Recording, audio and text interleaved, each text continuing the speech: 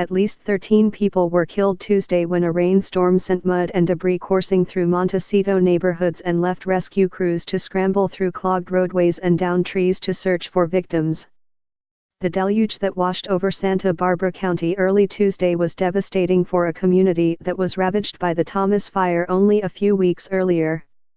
In just a matter of minutes, pounding rain overwhelmed the south-facing slopes above Montecito and flooded a creek that leads to the ocean, sending mud and massive boulders rolling into residential neighborhoods, according to Santa Barbara County Fire Department spokesman Mike Eliason.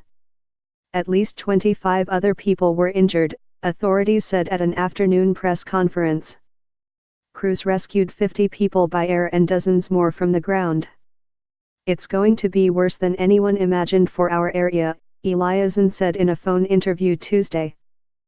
"Following our fire, this is the worst-case scenario." The deaths came after a heavy band of rain struck around 2:30 a.m., causing waist-high mudflows, Eliason said.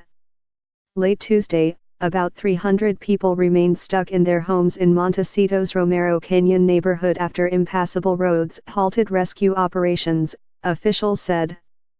First responders plan to launch aerial rescues at daybreak for those residents, all of whom are safe. "So far there isn't a concern about anybody being in any potential danger in that area," said Rosie Neres, a spokeswoman for the multi-agency storm response.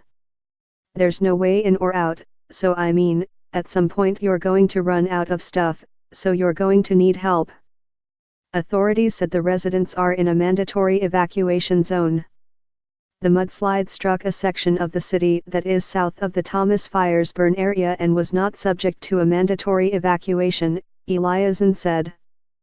Rescue personnel have yet to even make it north of Highway 192, which is closer to soil scorched by last month's wildfire. Burned areas are less capable of absorbing water, making them even more susceptible to flooding and mudslides. Officials had no estimate on how many people could be trapped or how many homes were damaged.